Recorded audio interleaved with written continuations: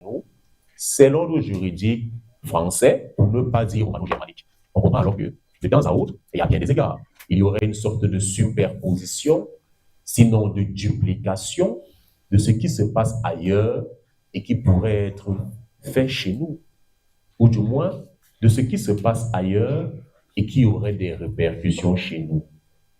Autrement dit, le droit parlementaire tel qu'on le vit chez nous, tel qu'on l'observe, a un fondement qui se situerait notamment dans l'histoire du droit romano-germanique en général, spécifiquement dans l'histoire politique et constitutionnelle de la France.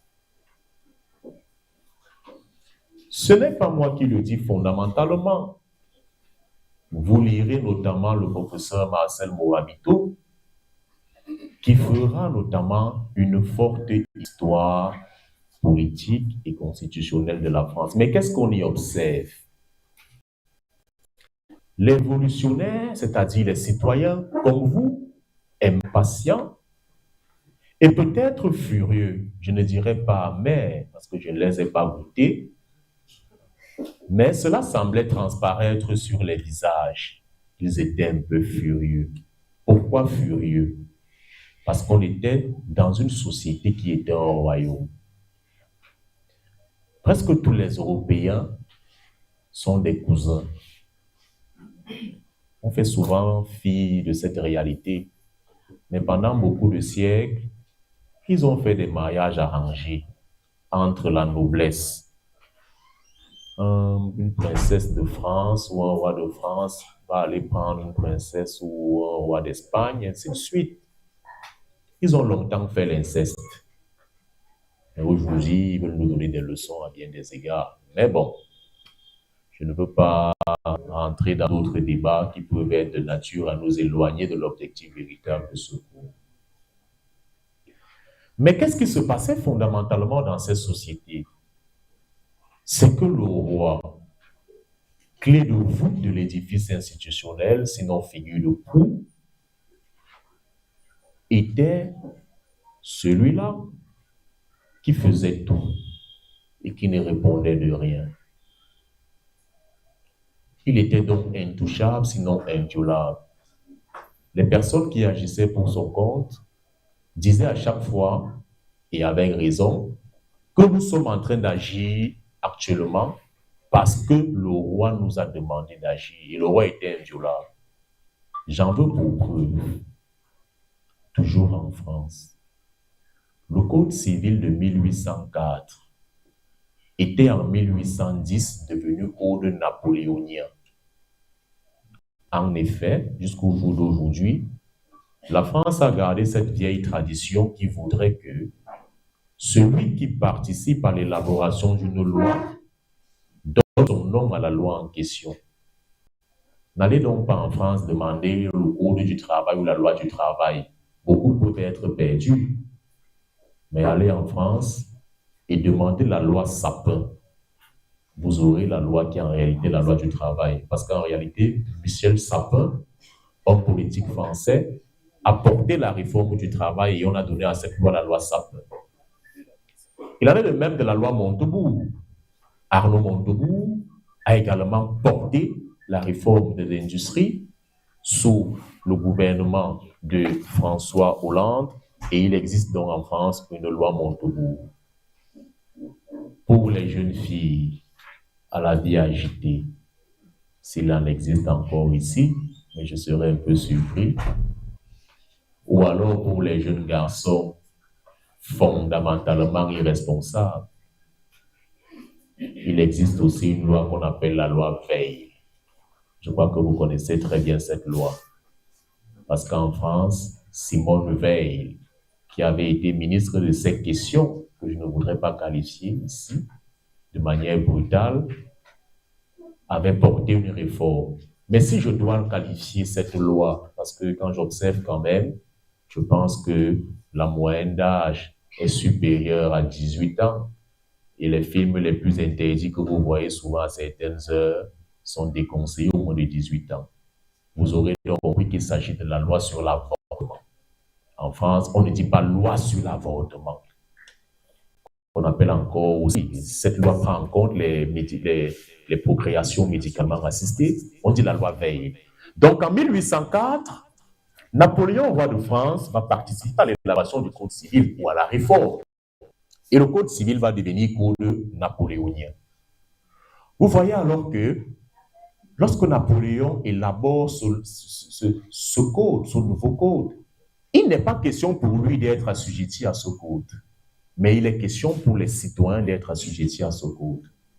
Et on a dit tout à l'heure que l'ensemble des personnes qui agissaient pour le compte du roi revêtaient par la même occasion cette inviolabilité. Et ça faisait donc parler, ça faisait couler beaucoup d'encre et de salive. Les citoyens en avaient marre. Imaginez-vous, vous rentrez chez vous à la fin de ce cours à 23 heures, vous trouvez un monsieur dans votre salon, il a déjà décroché l'écran plasma, il saisit déjà votre bouteille à gaz, et quand vous voulez en découdre avec lui, il vous dit, c'est le roi qui m'a envoyé. Pire encore, imaginez-vous, vous avez une tante dans nos petits villages, elle est entreprenante. Alors elle vous dit, comme vous êtes en ville, j'aimerais ne pas vous embêter tout le temps. Est-ce que vous pouvez me faire parvenir un fonds de commerce pour que je puisse me débrouiller pour payer mes médicaments et trouver de quoi manger?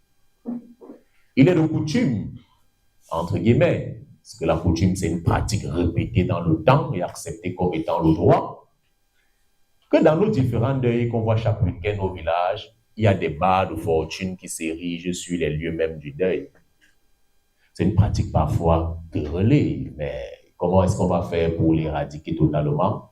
Je ne me suis pas encore intéressé à la question. Un monsieur vient, il va s'asseoir chez votre tante, il boit le vin pêle-mêle, il ouvre le vin pêle-mêle.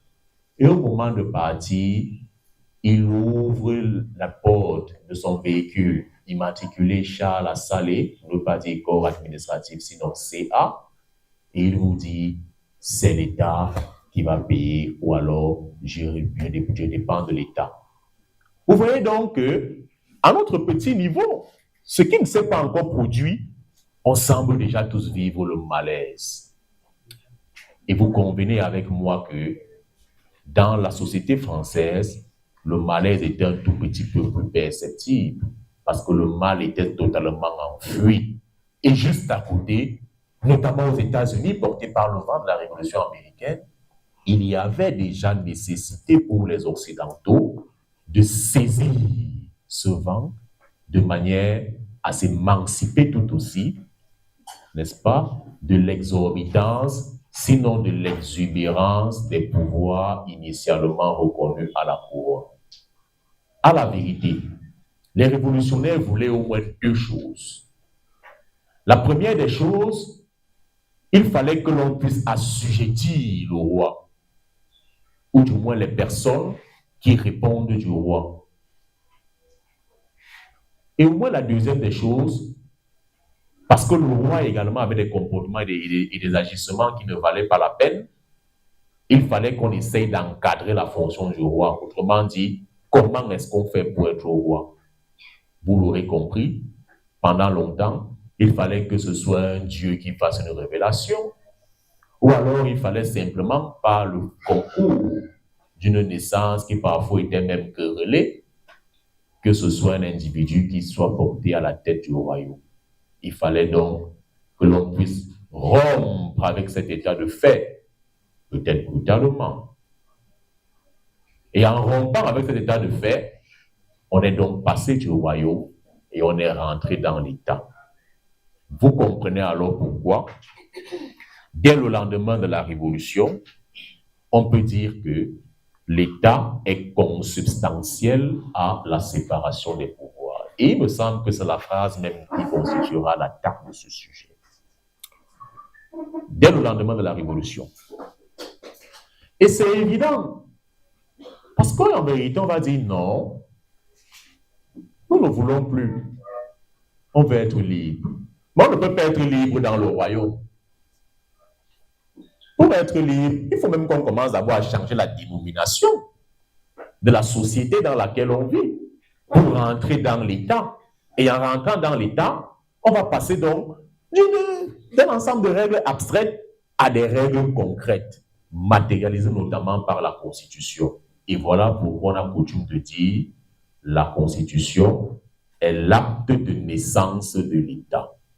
Mais en fait, qui dit Constitution dit au moins deux choses. Et c'est le sens que l'on enseigne à tue-tête aux jeunes apprenants de première année en droit, quand on les reçoit en travaux dirigés à l'Université de Yaoundé 2 et un peu partout. On leur dit que la Constitution peut se définir au plan formel et au plan matériel. Au plan formel, c'est un ensemble d'organes et de procédures assez particulières qui concourent, n'est-ce pas, à cette mise en œuvre. Mais ce qui nous intéresse davantage ici, c'est la Constitution au sens matériel, c'est-à-dire du point de vue du contenu. Et qu'est-ce qu'on y met à l'intérieur? Il faudra peut-être se référer à l'article 16 de la Déclaration française pour nous dire alors, à la lecture croisée de celle-ci, qu'il faudrait, pour qu'on parle de Constitution, que soit garantie dans ce texte ou dans cet instrument la séparation des pouvoirs et la garantie, voire la protection des droits fondamentaux inhérents à chaque personne. C'est ce qui fait dire au professeur Luc Sing-Jun, conseiller spécial du président de la République Paul Biya, que la séparation des pouvoirs est le veau d'or du constitutionnalisme libéral. Vous aurez donc compris qu'on est dans ce constitutionnalisme libéral, sinon de troisième génération, qui psalmodie en réalité ce que André Auroux considérait comme étant la technique des autorités à certains égards et la technique des libertés à d'autres égards. Voilà en réalité de quoi il s'agit. Mais quelle est la séparation des pouvoirs oblige à se référer à Charles de Secondat, baron de la Brenne et de Montesquieu, dans un ouvrage fort retentissant intitulé « De l'esprit des lois ». De l'esprit des lois, puisqu'il s'agit de cet ouvrage ici, est un support indispensable à l'organisation de l'État. Et entre autres, Montesquieu partait d'un constat selon lequel, je cite, « Tout homme qui détient le pouvoir serait toujours porté à en abuser. Il faut que, par la disposition des choses, effectivement, le pouvoir arrête le pouvoir. » Mais comment est-ce que le pouvoir va arrêter le pouvoir? On serait peut-être tenté de dire, allons-nous soigner un mal par un mal? Autrement dit, allons-nous créer une injustice dans une injustice? Un peu comme ce qu'on est en train de faire au Cameroun ces jours. On se plaint de ce que ça fait 3 ans ou 4 ans, on n'a pas lancé les thèses. Mais quand on lance les thèses, sur 3 ans, on lance 2 places sur un département. Ça fait un peu parler. Ça, c'est l'actualité. Je crois que vous êtes au parfum de cela. Donc, soigne un mal par un mal. L'idée n'est pas de faire ça ici. Il s'agissait alors, dans l'esprit de Montesquieu, de procéder à la séparation des pouvoirs. Mais interrogez sur cette question. Comment est-ce qu'on va procéder à la séparation des pouvoirs? Montesquieu semble avoir la réponse. Il dit, je cite, « Si celui qui exécute les lois les élabore lui-même, alors il va élaborer des lois tyranniques qu'il va lui-même exécuter tyranniquement, sinon de manière tyrannique. » Vous convenez alors avec moi que c'est à partir de ce moment que va naître la nécessité de s'intéresser au Parlement. Autrement dit, il s'agit au sein de l'État de séparer celui qui exécute les normes de celui qui élabore les normes. Et celui qui élabore les normes au sein de l'État, c'est le Parlement. certains diront encore le législateur ou le pouvoir législatif. C'est interchangeable.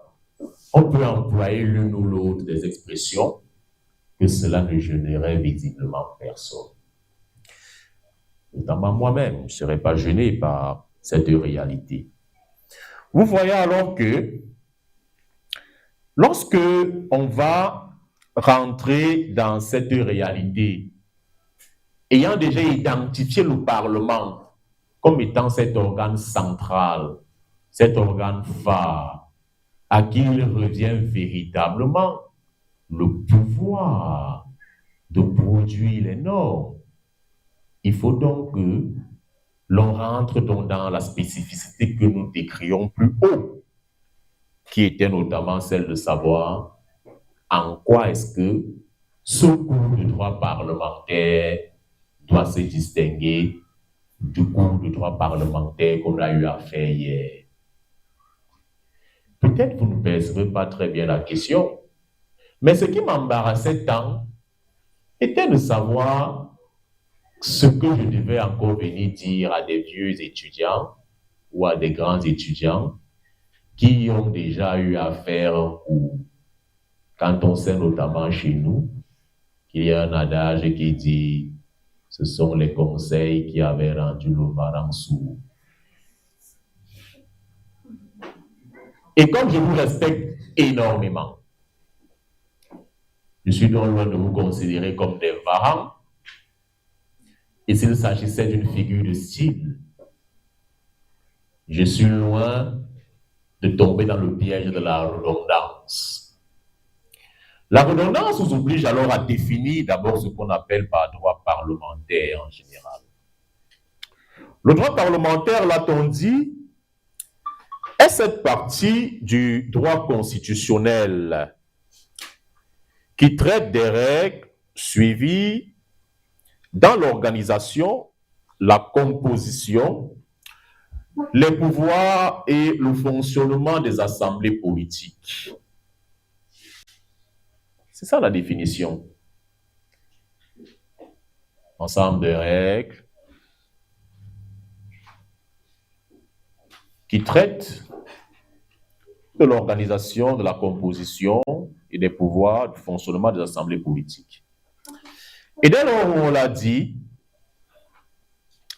très tôt, on va, dans le cadre camerounais, s'intéresser à cette notion d'assemblée politique. Qu'est-ce qu'on y met à l'intérieur? Eh bien, il faut qu'on se réfère à l'histoire politique et constitutionnelle du Cameroun. C'est-à-dire au Cameroun d'avant l'indépendance, au Cameroun depuis l'indépendance. On va donc se situer dans une logique historique, pour ne pas dire diachronique et synchronique, ce sont les deux variantes de la méthode historique, pour essayer comme ça, autant que faire se peut, de dégager le substratum de cette évolution, sinon de toucher réellement du doigt ce que l'on entend par pourquoi la grogne de l'autre côté. Ah bon? Vous êtes très capricieux.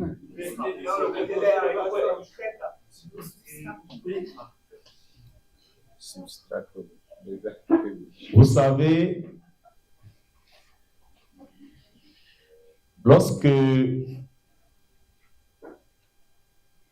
lorsqu'on vient à l'université, on rencontre beaucoup d'universitaires. Quand j'arrivais, on me disait à l'université, ça commence à faire une dizaine d'années, je suis un peu vieux déjà, même comme je n'ai pas encore la calvitie, c'est dire que je suis arrivé beaucoup plus petit. On nous disait, si vous voulez créer les mots, allez faire sciences politiques. Et vous savez que ces gens, lorsqu'ils ont mis ion, man à la fin de chaque mot qui est initialement banal, ils ont dit quelque chose de savant. Si vous voulez réciter l'école, allez faire droit privé. Un peu, l'article tel, les droits privés. Si vous voulez comprendre l'école, venez faire droit public.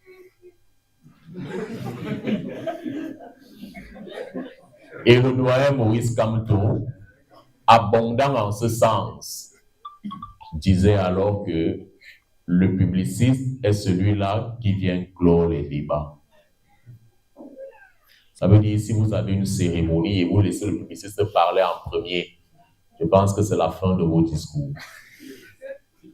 Donc, si vous voulez que les autres aient de la pertinence, laissez parler les publicistes en dernier. En réalité, c'est d'abord la science des orateurs.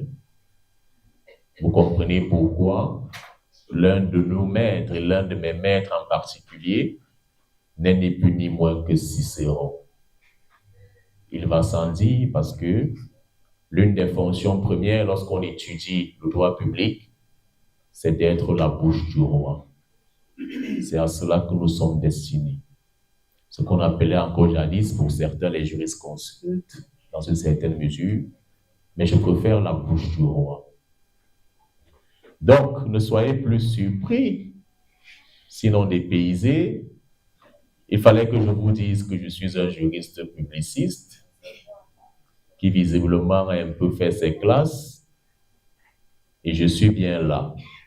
D'habitude, j'aime circuler en salle, mais votre salle semble vous condamner.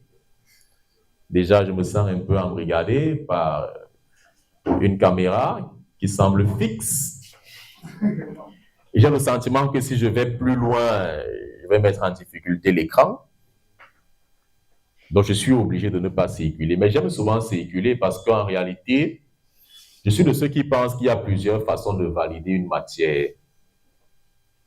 On peut la valider parce qu'on l'a lu, on peut la valider parce qu'on a écouté, on peut la valider aussi parce qu'on a eu la foi. Et cette foi me fait penser, parce que je suis un peu chrétien aussi, à ce passage biblique où il y avait un individu qui voulait simplement toucher le vêtement du Christ. Donc je me dis qu'en circulant parfois, certains en touchant mon vêtement, peuvent être pour la validation. C'est bien dit quand même.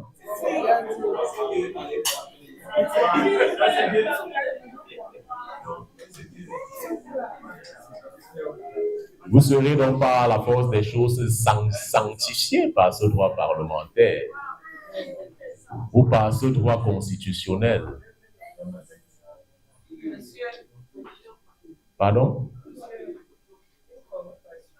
Préoccupation. Oui, je vous prends, madame. Tenez le micro, je vous en prie.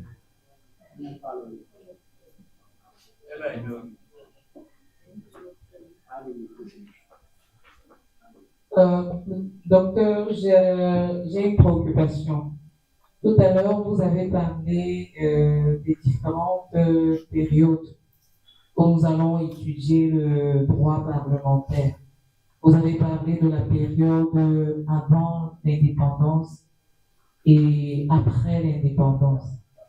Ma question ou mon inquiétude, ou je ne sais pas comment la qualifier, est-ce que avant la colonisation, on n'avait pas déjà une structure parlementaire, même si elle ne porte pas ce nom, mais est-ce que nos habitudes ne nous entraînaient pas déjà dans l'exercice justement de cette fonction? Je répondrai au regard de nos valeurs et de nos cultures par l'affirmative, c'est-à-dire il existait bien. Mais je vous ai dit dans mes propos liminaires qu'on ne saurait considérer certaines pratiques au droit. En réalité, même aujourd'hui dans nos chefferies, dès lors où il y a une administration collégiale, dès lors où la collégialité aboutit à l'élaboration d'une norme qui sera socialement applicable, on peut dire qu'il y a un parlement. Et c'est le vieux débat. Est-ce que cette règle qui a été élaborée par la collégialité, le collège des notables, est même le droit? Vous voyez que c'est la fameuse question sur qu'est-ce que le droit? laquelle je ne me risquerai pas à rentrer ici parce que je ne sais pas ce que c'est que le droit. Aussi curieux que cela puisse paraître. Donc, du coup, il y avait bien. Donc, du coup, en fait, il y a des prémices qui peuvent nous dire, voilà, il y a le Parlement. Il y a le Conseil des notables, jusqu'au jour d'aujourd'hui. Mais est-ce que ces gens prennent le droit? Est-ce que ce n'est pas la coutume? Est-ce que ce n'est pas des usages? Est-ce que ce n'est pas des pratiques? Voyez-vous? Est-ce que ce n'est pas des mesures conservatoires? On peut questionner cela. On peut questionner cela. Mais il y a des pratiques quand même qui donnent de croire, qui donnent d'espérer. Voilà pourquoi, pour parler de droit, pour parler d'institutions politiques, il faut parler de l'État. Et pour parler de l'État, il faut se situer dans l'histoire pour aboutir à la colonisation et au-delà à l'indépendance. C'est là où l'État est né. Avant la colonisation, c'est un vaste territoire, mais ce n'est pas un État. Cameroun devient État après la colonisation, à l'indépendance.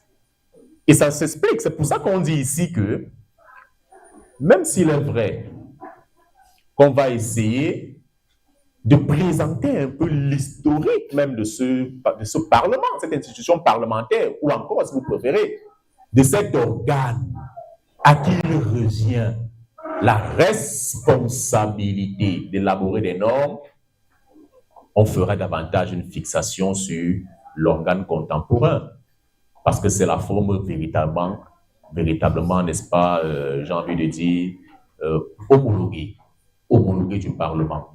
Et on le verra. C'est dans cet ordre de préoccupation, et on le dit, qu'en 1946, l'Assemblée représentative du Cameroun, ARCAM, va être créée. 1946, il y a eu l'ARCAM. Et on dit très bien que l'ARCAM n'était pas à proprement parler un parlement. Vous voyez que même le Cameroun, quand il veut déjà porter même certaines dénominations, lui-même il dit que ce n'est même pas encore le Parlement. Mais il y avait déjà un regroupement qui pourrait permettre d'agir un peu dans le sens d'élaborer des normes. C'est l'ARCAM. Les décisions de l'ARCAM ne sont donc pas des lois. Elles s'appellent des résolutions. Et elles ne sont pas immédiatement applicables. C'est des résolutions. Donc c'est comme une chambre préparatoire, l'ARCAM. Et elle est comme une chambre préparatoire, elle va prendre des résolutions, pas des lois. Parce que l'article 14 alinéa 2 de notre Constitution est éloquente. Elle dit clairement, le Parlement légifère et contrôle l'action du gouvernement. Légifère, contrôle l'action du gouvernement. C'est un double mouvement qu'il faut mettre en avant. Ça veut dire que le Parlement élabore des lois. Quand il n'y a pas de lois, même s'il y a des normes qui sont élaborées, ce n'est pas un Parlement. Ça veut dire que si on dit c'est un Parlement, mais le Parlement prend les décrets, on va dire non, ce n'est pas un Parlement. Parce que dans le sillage de la dame, il y a également des actes qui peuvent sortir du Conseil des ministres ou du Conseil des cabinets. Il y aura des délibérations, il y aura des présidences. Il y aura là une sorte de représentation. Dans notre contexte, avec l'équilibre régional, on se dit qu'il y a une représentation quand même dans le gouvernement des quatre régions du pays.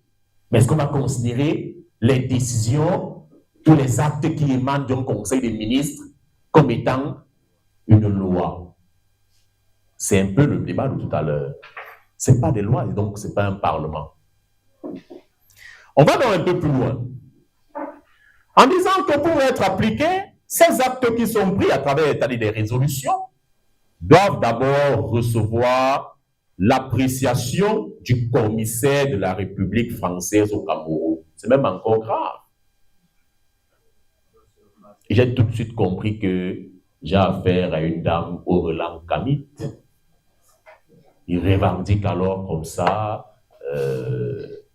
les valeurs africaines, qui essayent de mettre en avant le mérite africain. Ce qui est une bonne chose. Mais vous voyez qu'ici, avec l'ARCAM, Il fallait même d'abord que le commissaire français, sinon l'administrateur français, puisse prendre une mesure, puisse apprécier, puisse dire oui, c'est une bonne résolution. Non, c'est une mauvaise résolution. Au gré de quoi? On a bien dit administrateur français, éventuellement au gré des intérêts du gouvernement qu'il défend, à savoir la France. Ça veut dire que même s'il prenait des lois, ces lois ne pourraient être de bonnes lois. Je vous plonge dans un débat sur qu'est-ce qu'une loi. Est-ce que toutes les lois émanant du Parlement sont des lois? Là encore, c'est un autre débat. C'est un autre débat qui a notamment opposé l'école allemande nazie à l'école occidentale française et même anglaise. Est-ce que les lois nazies étaient des lois? Une loi qui dit qu'il faut égorger toutes les filles ou toutes les femmes qui font cours au CIFADEC, signer le Parlement, 180 députés mis en application. Est-ce que c'est une loi? Vous dites jamais, mais ça émane du Parlement. Pour les nazis, c'était une loi. C'est donc un débat de fond. Et c'est parce que Carl Smith a défendu cela qu'il est aujourd'hui resté un juriste très peu célèbre. Même si honnêtement, je suis porté à défendre bon nombre d'idées de Carl Smith. Je suis porté. Il y a du bon dans ce qu'il disait. Mais il est passé à côté de l'histoire, de l'intelligentsia, parce qu'il a été le théoricien véritable du mouvement nazi. Mais c'était un bon juriste. On peut donc multiplier des exemples en ce sens. En effet, les membres de l'ARCAM ne sont pas appelés des députés. Il faut le préciser. Ils sont appelés représentants ou délégués à l'ARCAM. Représentants ou délégués. Ils ne sont pas appelés députés. Du coup, je ne sais même pas s'ils étaient appelés honorables représentants. Parce que c'est un droit très ancien. 1946. Moi, je n'étais pas encore né. J'imagine que la plupart ici étaient loin de naître également. Sauf que, en 1952, sans doute constatant bon nombre de limites inhérentes à l'ARCAM, il y aura une révolution. À la faveur de la loi numéro 52-130 du 6 février 1952, cette loi va donc faire passer l'ARCAM au second plan pour nous permettre d'être au cœur d'une nouvelle assemblée que l'on va appeler l'Assemblée territoriale du Cameroun, en abrégé l'ATCAM. Ici, ces membres sont élus. Mais, il faut quand même le dire, autant que l'ARCAM n'est pas un parlement au sens propre du terme. C'est une assemblée consultative dont les décisions appelées résolutions n'étaient non plus applicables immédiatement avec valeur de loi. En réalité, on a en quelque sorte déshabillé Saint-Jean pour habiller Saint-Pierre. On est resté dans les disciples du Christ. Les mêmes causes produisent les mêmes effets. C'est pour ça qu'il fallait qu'on situe cela dans un contexte historique pour dire à la vérité que l'ATCAM naît d'un contexte de contestation. Parce que les populations vont estimer qu'elles ne sont pas représentées. Elles vont donc marquer ce halo-wall qui va permettre aux colons de dire « Nous ne voulons pas la rébellion. Nous voulons continuer tout gentiment à vous piller, à vous exploiter. » Et d'ailleurs, pour prouver notre bonne foi, l'ARCAM que vous contestez, on va l'abolir. On va aller dans l'ATCAM. Mais en réalité, l'ATCAM comme l'ARCAM ne prend pas de loi. On reste dans les résolutions. Leur application était conditionnée par l'approbation du haut commissaire de la République française au Cameroun. C'est toujours la même chose. Dès lors, en 1957, un décret du gouvernement français portant statut du Cameroun transforme l'ATCAM en Assemblée législative du Cameroun, l'ALCAM. 1957, l'ALCAM. Ce fut l'avènement de la première véritable institution législative camerounaise. Il va sans dire dans la mesure où l'ALCAM, tout au long de son histoire, va procéder à l'élaboration de 142 lois. On a quand même chiffré son activité. 142 lois. Avant de mourir, 142 lois. C'est vrai, ce n'était pas assez, je vais dire, inflationniste.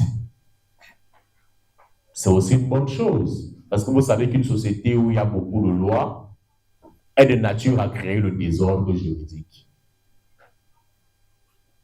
Ou peut-être l'insécurité juridique, si vous préférez cette expression qui est beaucoup plus consacrée. Plus il y a des lois, partant du principe selon lequel nul n'est censé ignorer la loi, on finit par ignorer la loi. Si je vous donne un cours de 5 pages et un cours de 1000 pages, le cours de 1000 pages aura l'avantage d'être un peu plus détaillé, forcément. Mais le cours de 5 pages serait un peu mieux compris que le cours de 1000 pages, qui est d'abord décourageant. Il y aurait ça et là des spécificités que l'on retrouverait également à gauche ou à droite, ça va se perdre. Dans un contexte encore de cavalier oratoire, qui voudrait que dans certaines lois, on puisse mettre des dispositions qui n'ont rien à voir avec l'objet de la loi. On serait donc de nature à observer peut-être dans une loi sur l'environnement, à y mettre des éléments relatifs à une loi sur la responsabilité des personnes ou des choses. On serait donc dans ce désordre-là. On va dire, où est-ce qu'on retrouve réellement la norme qui régit la responsabilité des personnes ou des choses? Quand on va toucher la norme en question, on verra qu'elle est vide. Quand on va rentrer dans la loi, par exemple, sur l'environnement, on verra qu'elle y figure. Donc, le trop-plein de lois aussi n'est pas de nature à toujours nous dire que la société fonctionne bien. Même comme elle ouvre une présomption. Une présomption qui est celle selon laquelle il y a des lois dans la société, alors on est dans un état de droit. On n'est plus dans un état légal. Ou peut-être, on n'est plus dans un état de nature. L'état légal s'oppose à l'état de droit. L'état légal, c'est l'ancienne société. C'est la loi qui fait tout. Alors que l'état de droit, c'est la constitution qui fait tout. Donc, on est dans l'ancienne société, ce qu'on appelle l'état légal. L'état légal, ce n'est pas un état où il y a les lois. C'est l'ancienne société qu'on appelle l'état légal. Et on l'oppose à l'état de droit dans lequel nous sommes au jour d'aujourd'hui. Bien. L'ALCAM vota tout aussi des résolutions. Il faut aussi le dire. Il faut aussi le dire. Au-delà des lois, de ces 142 lois, il y a aussi eu des résolutions à l'ALCAM. Comme en témoigne la résolution du 12 juin et du 24 octobre 1958, demandant à la France de reconnaître l'option du Cameroun pour l'indépendance et la levée de la tutelle du 1er juin 1960. C'est à la suite donc de cela qu'une ordonnance du gouvernement français du 30 décembre 1958 accorda l'autonomie complète au Cameroun pour compter du 1er janvier 1960. Vous l'aurez donc compris. S'il existe avant l'indépendance des prémices d'un parlement qui légifère, c'est à partir de l'indépendance que l'institution parlementaire va connaître un coup de revitalisation, sinon d'accélération, va connaître le visage de manière progressive qu'on observe au jour d'aujourd'hui. Voilà pourquoi on estime que c'est la Constitution du 1er mars 1960 qui va d'abord instituer l'Assemblée nationale comme unique chambre du Parlement. Vous voyez qu'on est passé des assemblées représentatives, des assemblées territoriales, des assemblées législatives à l'Assemblée nationale comme toute première chambre dans la philosophie ou dans l'esprit du constituant de mars 1960. Avant 1996, les constitutions successives de l'État du Cameroun ont consacré un parlement monocaméral, tantôt sous la dénomination Assemblée nationale, tantôt sous celle d'Assemblée nationale fédérale. Vous voyez que de plus en plus, quand même, on a affaire à l'Assemblée nationale. Depuis la Constitution de 1996, l'ordre juridique camerounais est passé du monocaméralisme au bicamérisme. Cette transfiguration a consacré l'avènement d'une seconde chambre appelée Sénat. Et c'est l'article 14, alinéa 1er de notre Constitution, qui va donc estimer que le Parlement est bicaméral. Il a d'un côté une Assemblée nationale et il a d'un autre côté le Sénat. Pourquoi cette précision? Parce qu'en 60, en 61, en 72, on a maintenu l'appellation Assemblée nationale. D'ailleurs, sous le règne à bien des égards du parti unique, il y avait également une seule chambre, un monocamérisme. Mais le monocamérisme aussi peut être une bonne chose.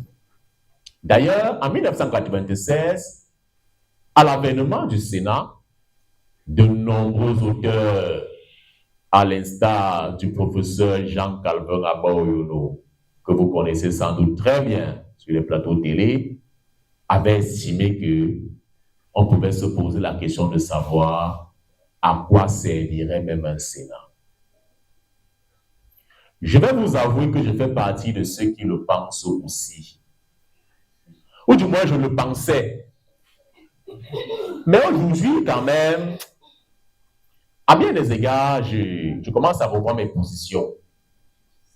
Je me rappelle qu'en 2022, dans un colloque au Gabon, lorsque le Gabon connaissait déjà cette transition, un colloque sur le Sénat gabonais, où on préparait en réalité la transition même déjà. D'ailleurs, on préparait les élections avant la transition, parce que j'ai eu la chance d'être associé aux deux travaux.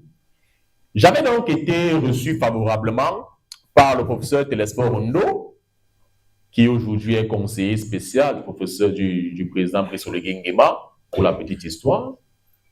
Il m'avait interpellé sur ce point. Il me dit, mais mon cher docteur, vous connaissez, ils ont un accent particulier là, mes amis gabonais. Bon, quand on le leur dit, ils disent que les Camerounais sont les seuls à croire qu'à l'international, ils n'ont pas d'accent. Oui. Très tôt, on identifie le Malien, le Sénégalais. D'ailleurs, le Sénégalais, c'est grave. Ils coupent les mots, ça va tellement vite. Mais à chaque fois, on leur dit, ben, avec votre accent malien, votre accent gabonais là, votre accent congolais, ils nous disent aussi que vous êtes tout le temps en train d'interpréter notre accent, mais vous aussi, vous avez un accent. Mais ce qui était intéressant, c'est que je présentais une communication intitulée « L'effectivité du pouvoir de désignation des membres de la juridiction constitutionnelle par le Sénat au Cameroun, au Gabon et au Togo ». Éventuellement, j'avais donné une visée comparatiste. Mais en toile de fond, quand je questionne l'effectivité, je chutais à la conclusion selon laquelle le Sénat ne désigne aucun de ses membres. Vous voyez pourquoi est-ce que je dis que je suis de ceux qui pensent qu'on peut supprimer le Sénat. Le Sénat ne désigne aucun de ses membres. Autant dans le droit que dans le fait. Si on vient au Cameroun, et on le verra encore tout à l'heure, pour être sénateur, il y en a qui sont nommés sur les 100. On va nommer 30. Et il y a encore la discipline du parti, dans les faits. Mais à partir de ce moment, on dit donc comment sont désignés ces membres. Le parti majoritaire au Sénat, au Cameroun, c'est le RDPC. Le président Paul Biya a presque tous les conseillers municipaux. Il nomme encore 30. Si bien que, pour éviter que le Parlement ou le Sénat ne deviennent monocolores, il est obligé de nommer les membres de l'opposition. C'est comme ça que certains sénateurs comme Pierre Flambon-Gayap de l'opposition de l'UNDP ou Madame Abui, je pense de l'ANDP, la sénatrice de l'Est, sont nommés au Parlement. Parce qu'à un moment donné, si on nomme encore les membres du RDPC, on va dire, mais restez donc avec votre RDPC et votre Parlement. Un peu comme on a failli dire aux Marocains à la CAN, restez donc avec votre CAN. Ou bien vous avez le stade, vous avez le ballon, vous avez la VAR, l'arbitre, restez avec votre CAN. Donc pour éviter ça, on essaie quand même de mixer. Mais en fait, quand on observe dans l'équipe nomme les membres du Conseil constitutionnel, le président de la République nomme 3. Il y en a 11.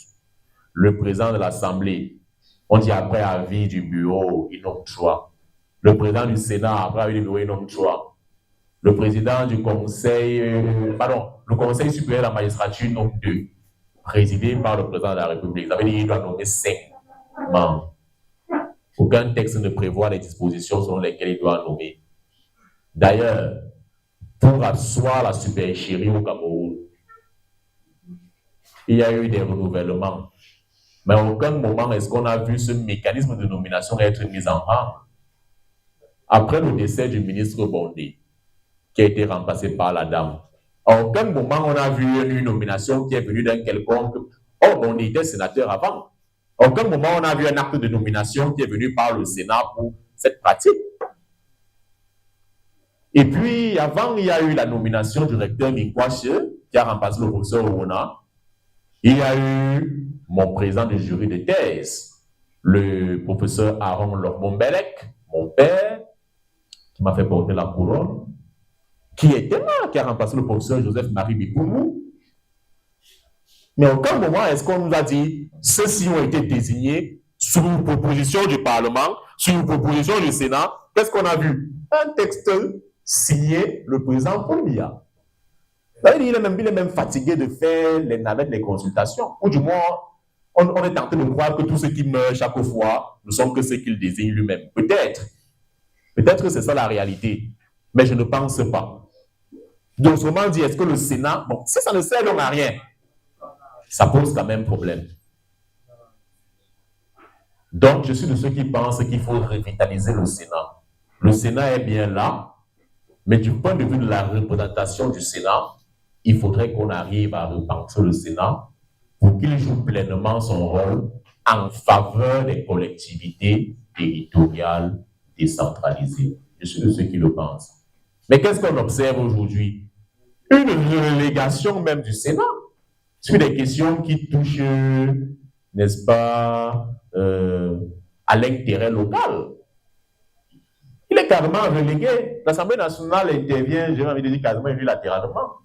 D'ailleurs, au Cameroun, si on vous demande aujourd'hui quelle est la différence qui existe entre projet de loi et proposition de loi, beaucoup ne peuvent plus me dire, ça n'a plus de sens. Tellement tous les textes dont l'initiative a été élaborée par le gouvernement passent comme une lettre à la poste. L'Assemblée même qui a l'initiative ne met même que quasiment jamais son droit d'initiative. C'est à croire que lorsque le gouvernement veut asseoir une loi dans le temps, on fait passer ça en loi. Un texte dans le loi, on fait passer en loi. Et lorsque l'Assemblée ne peut pas siéger parce qu'il faut attendre une session ordinaire, on fait passer par décret. On finirait par croire. Et c'est aussi peut-être pour ça qu'on observe de plus en plus qu'au Cameroun, les textes n'ont, comment je vais dire, les textes ne respectent pas réellement la hiérarchie des normes. Ils ne respectent pas réellement. J'en veux pour preuve. On a une constitution qui nous dit que les Camerounais sont égaux. C'est le principe d'égalité.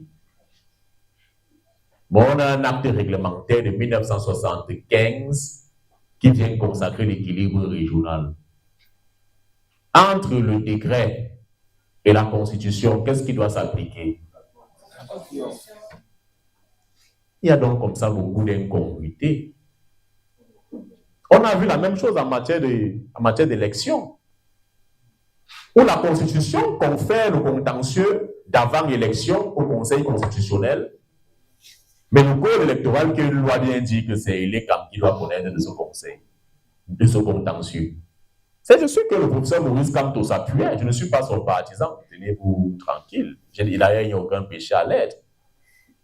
J'apprécie le droit de manière froide. Pour dire que si la Constitution a déjà dit, quel est donc l'intérêt d'une loi? Fut-elle une loi réglementaire? Parce qu'elle a quand même vocation en tant que loi réglementaire, quand on étudie les catégories de lois, loi ordinaire, loi référendaire, loi réglementaire, à compléter, on dit bien compléter la Constitution. On n'a pas dit abroger, on a dit compléter. Compléter veut dire qu'elle interdit en cas de manquement. Or, la Constitution a expressément défini un certain nombre d'éléments. Elle a encadré un secteur, elle a dit qui est le juge du contentieux d'avant-élection. D'où vient-il qu'on confère ce contentieux à un organe qu'on appelle l'ECAM? Ça pose quand même problème. Donc, et je pense que ça découle d'une réalité qui est simple, qui est qu'en réalité, au sein de l'État, aujourd'hui, il y aurait une séparation des pouvoirs de droit, mais une concentration des pouvoirs de fait. Le contentieux dont vous parlez, c'est le contentieux par rapport au rejet des candidatures à la présidentielle.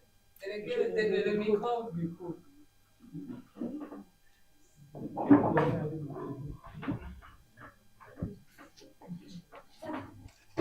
Ma question était de savoir si le contentieux dont vous êtes en train de mentionner dans votre discours est relatif au rejet des candidatures, le dossier des candidatures de certains candidats. Tout à fait.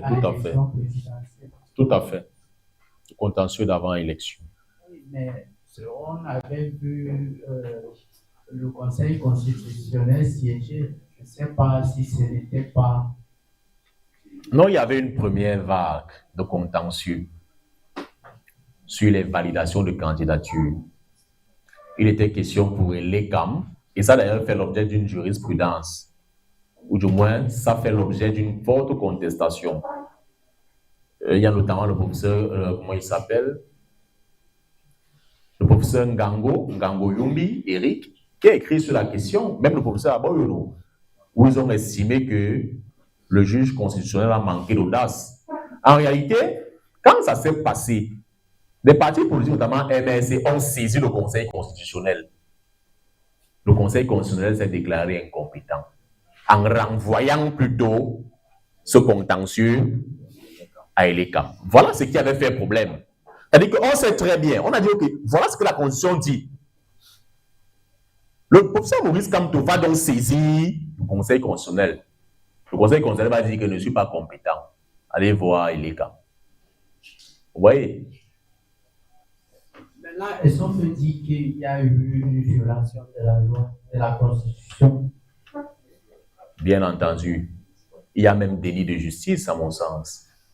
Le juge a refusé de statuer. Il y a déni de justice. Il est saisi dans une matière. Et puis même, dans un état sérieux, la bonne question est celle de savoir, existe-t-il une matière qui échapperait à la compétence du juge constitutionnel? À mon sens, il n'existe pas de matière. Même si les constitutions ont essayé autant que faire se peut de procéder à la clause énumérative de compétence à chaque fois. Mais il n'existe pas un contentieux qui échappe au juge constitutionnel. Pourquoi? Parce qu'en réalité, tout au sein de l'État est régi par la Constitution. Tout. Lorsque le juge judiciaire est saisi pour une histoire de femme, l'une a attrapé son mari avec une autre fille qui était belle et qui avait plus de forme qu'elle. Elle a bagarré, Toto tire Namanama tire Toto. ça a donné ce que ça a donné. La fille dit, on verra donc qui de la poule de l'œuf a donné naissance à l'autre. On va donc saisir le juge judiciaire. Mais en réalité, il y a atteinte à l'intégrité physique des personnes et même à la dignité humaine de manière large, puisque la femme est filmée totalement dénudée. Et que dit la Constitution? La Constitution protège l'intégrité physique des personnes. Protège l'intégrité physique des personnes. Le juge constitutionnel peut donc être compétent. Lorsque le juge foncier est saisi d'une histoire de double vente, de triple vente, la Constitution protège le droit de propriété. Qu'est-ce qui empêcherait au juge constitutionnel saisi pour une histoire de propriété de dire la Constitution protège le droit de propriété des citoyens, alors je vais statuer, comme on voit au Bénin, par exemple? Rien du tout. C'est un manque d'audace qui fait en sorte qu'il va donc se recroqueviller derrière une posture qui est ce que j'appellerais le ponce pilatisme. Il demande de l'eau et du savon parce qu'il préfère ne pas dire. Et pour moi, s'il rentre dans le déni de justice, bon, sera-t-il sanctionné pour autant? Je ne pense pas, puisqu'il a l'immunité. Ça veut dire que notre droit est malade, il faut le repenser. Je commence déjà comme ça à titiller quelques axes de réflexion qui peuvent être exploitables dans le temps. C'est important, c'est intéressant. Monsieur, est-ce que ça ne revêt pas un caractère politique ou un devoir envers celui qui leur a nommé? Vous voulez parler du devoir d'ingratitude dont parlait Robert Badinter. En réalité, ce devoir ne doit pas ignorer l'indépendance de la justice, l'indépendance et l'impartialité du juge, si vous préférez. Ce devoir ne doit pas ignorer. Dès lors où le juge est partial au sein de l'État, est-ce qu'on peut encore réellement parler d'une justice? C'est ça le débat de fond ici, qui peut être levé. Est-ce qu'on peut encore parler d'une justice impartiale? Oh, c'est ça qui fait problème. Oh, dès lors où il y a partialité, la justice disparaît. Et vous savez très bien que lorsqu'on symbolise la justice, je m'en voudrais de ne pas citer la déesse mythologique, Justitia, aux yeux bandés, qui détient de l'un côté de sa main cette épée et de l'autre cette balance, symbole de la justice. Mais pourquoi les yeux bandés? Et là, je suis dans la mythologie grecque. Justitia, une très belle déesse qu'on aimerait rencontrer dans cette soirée où il fait de plus en plus froid, croyez-moi. Mais est-ce qu'on va pousser, n'est-ce pas, l'esprit jusque-là? Que non. On se limite à croire que justice, ça ne nous voit pas et on se console. Ça veut dire que lorsqu'on parle de justice, par principe, on ne saurait parler de justice avec les yeux ouverts.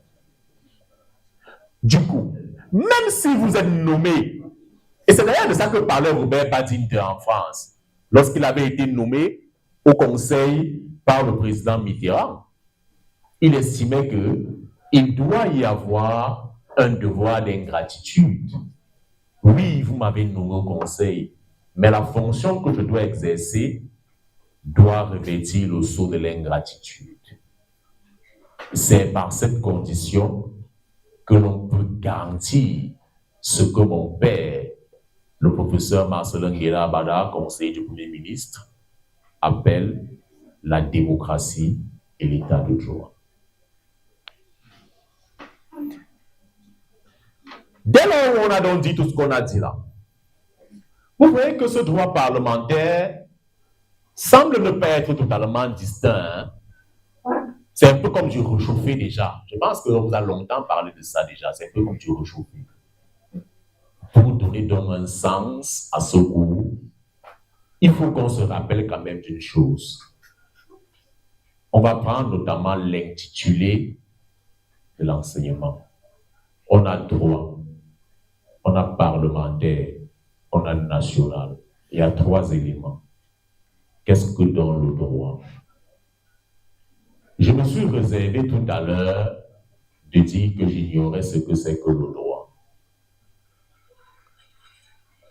Et je peux le dire sans avoir honte. Parce que longtemps avant moi, cette question avait déjà été posée à un doyen de faculté, en la personne du doyen Georges Vedel. Elle avait été posée par le professeur Stéphane Rial. Qu'est-ce que le droit? Eh bien, le professeur Georges Vedel, doyen de faculté de son état, avait estimé que plus de 30 ans qu'il étudiait le droit, plus de 20 ans, plus de 30 ans d'enseignement de droit, plus de 50 ans où il flirtait avec le droit, il ne savait toujours pas ce que c'était que le droit. Puisqu'on ne sait pas ce que c'est que le droit, est-ce qu'on va le définir du point de vue de ses finalités? Est-ce qu'on va le définir du point de vue de son contenu?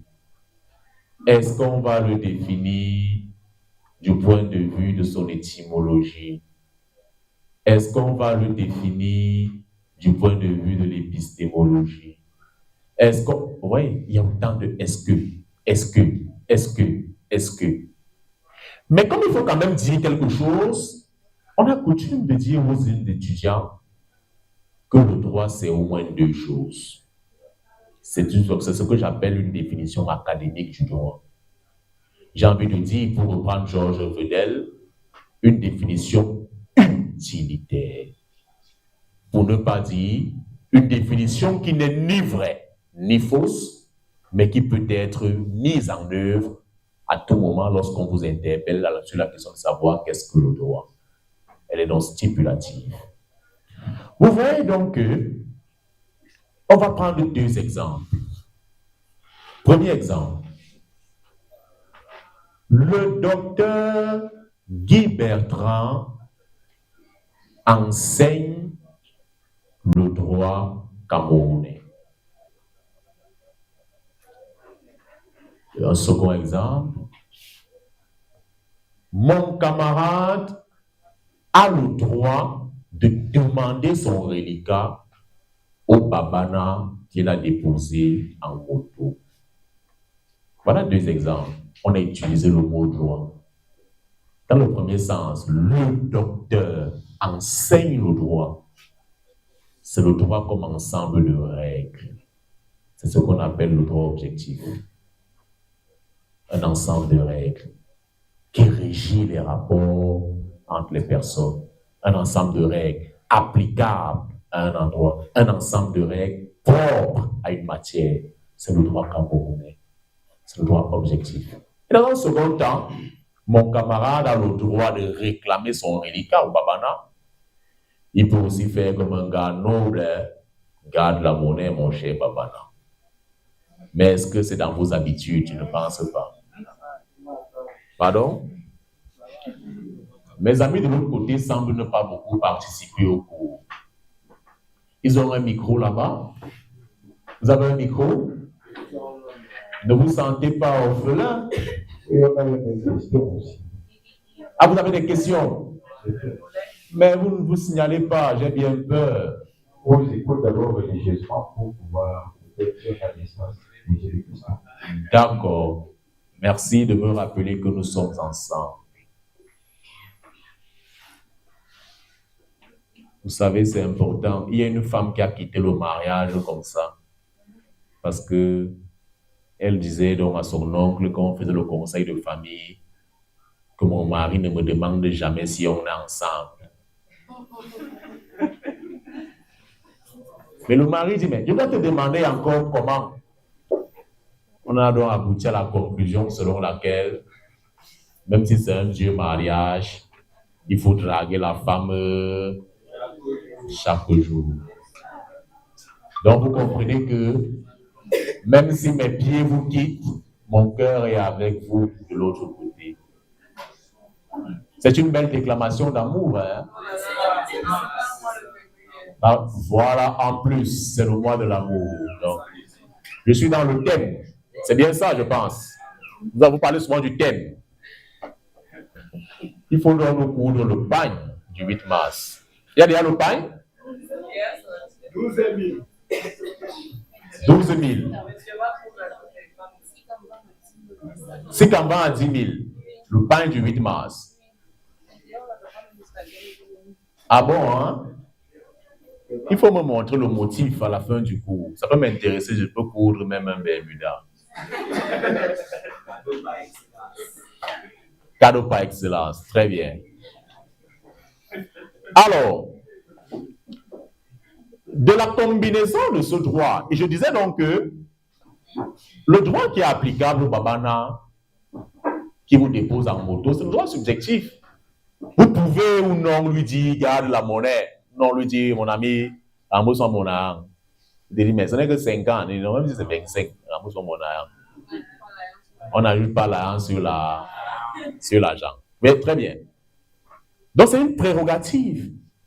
C'est un pouvoir qui vous est reconnu. Et c'est généralement un pouvoir qui s'accouple du droit à la revendication, qui dans un état de droit, et vous le savez, nous sommes bien dans cette société de droit, se fait difficilement en dehors du juge. On aura donc un double mouvement. On aura donc d'une part le droit objectif parlementaire et ce qu'on pourrait appeler le droit subjectif parlementaire. Mais à quoi sert donc le national? Il faudrait donc dire ici que c'est applicable à notre Parlement.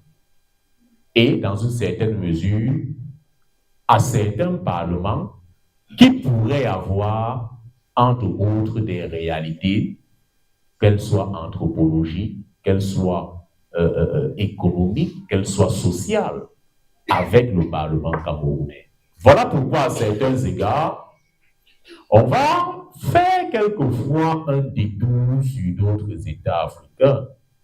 Il peut s'agir du Sénégal, il peut s'agir du Rwanda, il peut s'agir du Gabon, entre autres, du Togo, dont je vous parlais tout à l'heure, du Tchad même, pourquoi pas. On va essayer, autant que faire se peut, de prendre des dispositions là-bas qui s'appliqueraient également chez nous, pour essayer, n'est-ce pas, de les mettre en balance, de manière, pour me réconcilier avec la dame, à essayer de construire ce droit africain qui pourrait être original. Dès lors, on l'a donc dit, la définition précédemment relevée du droit parlementaire national n'emporte pas entière adhésion. Voilà ce qu'on voulait dire clairement. Elle n'emporte pas entière adhésion. C'est-à-dire le droit parlementaire comme étant ce droit-là qui va régir uniquement, et on l'a dit là, cette partie du droit constitutionnel qui traite des règles suivies dans l'organisation, la composition, les pouvoirs et le fonctionnement des assemblées politiques. Non. C'est bien beau, c'est vrai, mais il y a des risques de redites. Ne seront pas redondants. Ne seront pas redondants. Il ressort la possibilité de décliner cette définition, on vient de le dire, au double plan objectif et subjectif. Parce qu'on va prendre le droit ici. On aura donc dans un premier temps le droit parlementaire national comme étant l'ensemble des règles régissant l'organisation et le fonctionnement du Parlement. On retrouve un peu dans une certaine mesure la définition qu'on a eu à faire tout à l'heure, même s'il est vrai qu'on va donner une orientation un peu plus particulière. Dans un second temps, cette expression désignerait la prérogative reconnue directement ou non au peuple pour assurer l'intégrité des normes produites et applicables au Parlement national. Autrement dit, dès lors où le Parlement a donc déjà légiféré, comment est-ce qu'on fait, puisque vous savez que la règle de droit a ceci de particulier que sa violation est, n'est-ce pas, suivie d'une sanction par l'autorité, sinon la puissance publique. Il faut donc que le droit parlementaire puisse porter fièrement son costume de droit applicable au Parlement. Voilà techniquement ce dont on va faire, ce dont on va, n'est-ce pas, épiloguer tout au long de ce cours. C'est pour ça qu'on a donc résumé cela en disant que mener à bien ce cours de droit parlementaire national revient à mener une étude duale. axés respectivement autour des sources du Parlement national. C'est le chapitre 1er. Et de la protection des normes parlementaires nationales. C'est le chapitre 2e. On aura donc 2 chapitres. Notre groupe va reposer sur 2 piliers. Je reprends les sources du Parlement national, chapitre 1er, et la protection des normes parlementaires nationales, chapitre 2e. Nous sommes donc d'abord avec le chapitre 1er, et je profite alors pour permettre à mes amis de l'autre côté qui brûlent d'impatience, j'ai envie de dire qu'ils sont surexcités, et pour éviter donc que l'excitation ne se transforme en un champ aride, un champ sec. Suivez mon regard, je vais les donner tout de suite la parole.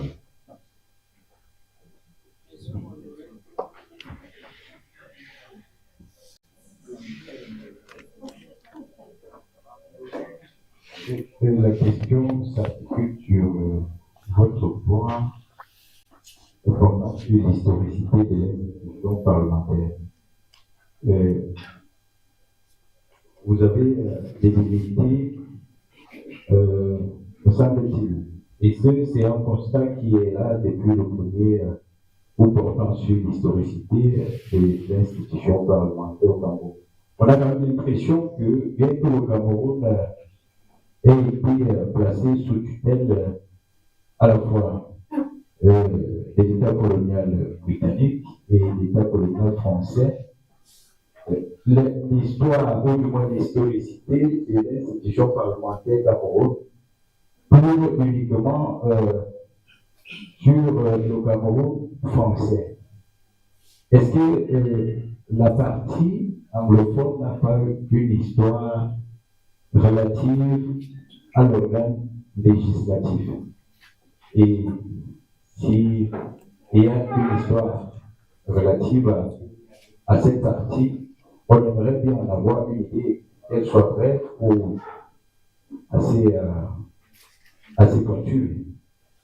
Il nous semble quand même que le Cameroun soit à la fois une colonie, d'abord peut-être une colonie allemande, et puis un territoire placé sous tutelle à la fois de la France et de l'Angleterre.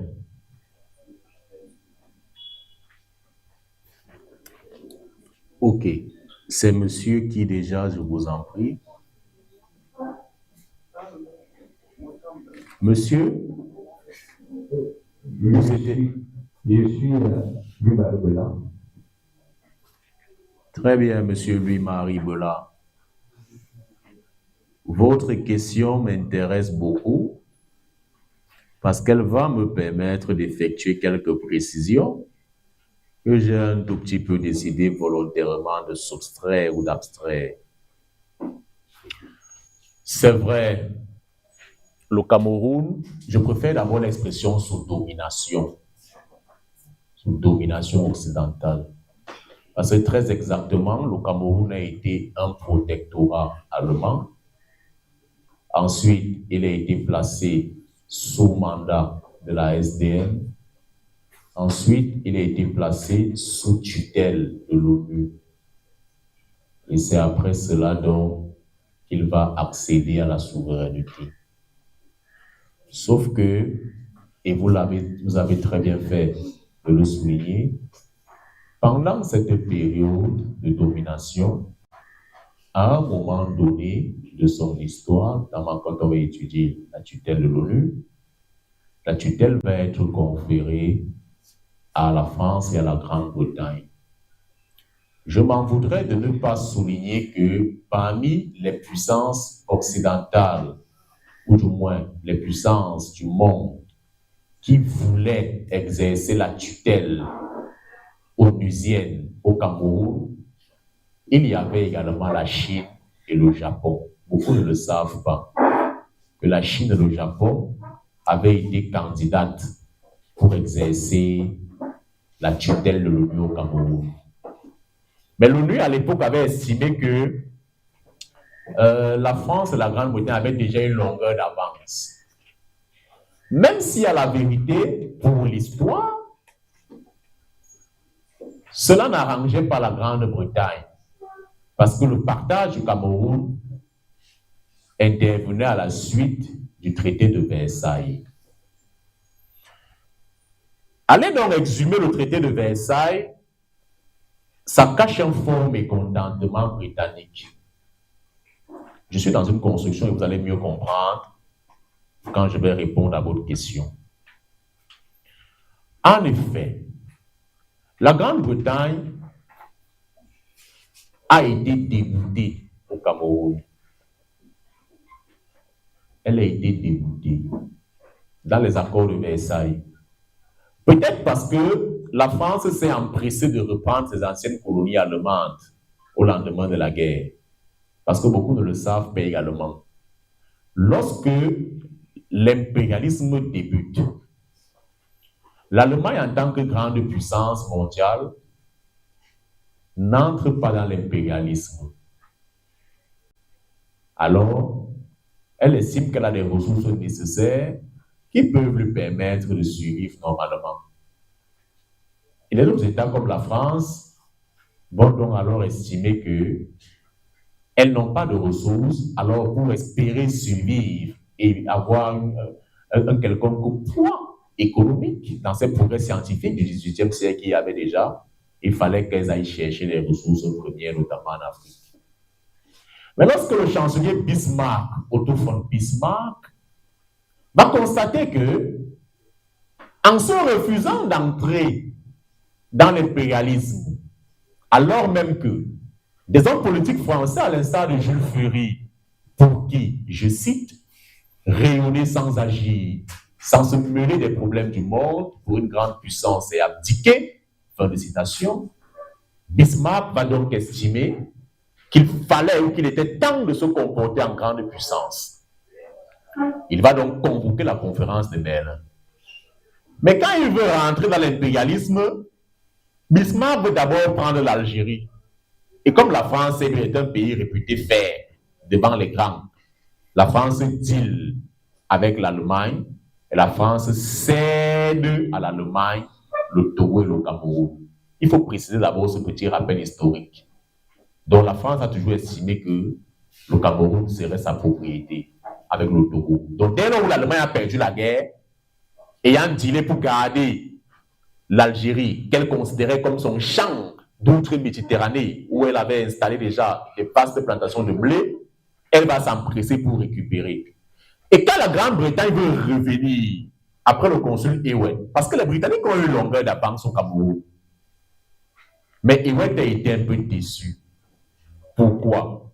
Parce que s'étant implanté au Cameroun, en créant notamment la première cour de l'équité sur la côte, en militant en faveur de l'abolition de l'esclavage, en concédant d'ailleurs ce qu'on appelait le dash, c'est-à-dire un impôt qu'ils payaient chaque mois aux chefs locaux pour qu'ils abandonnent la traite des Noirs, ce que les Noirs n'ont pas fait, Ewell a été très fâché.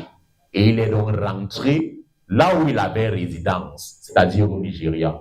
Voilà pourquoi, lorsque la guerre reprend, les conflits internes reprennent, et que les chefs ont écrit à la Grande-Bretagne pour le protectorat, parce qu'ils savaient déjà qui était la Grande-Bretagne, les Britanniques ont été déçus et ils ne sont pas venus. C'est après moult hésitations qu'ils sont venus plus tard, et on connaît bien l'affaire du Donald Colson en juin sur le plateau de Jos. C'est la petite histoire. Sauf que la France, parce que c'est un pays pauvre et elle est réputée roublade, tout ce qui est malice. Et vous savez que ceux qui sont chrétiens savent que le mal, c'est encore le nom du diable. La Bible. Ça a beaucoup de versions. Il y a lui Sauveur, il y a Thor. Quand on dit le malin là, c'est le diable.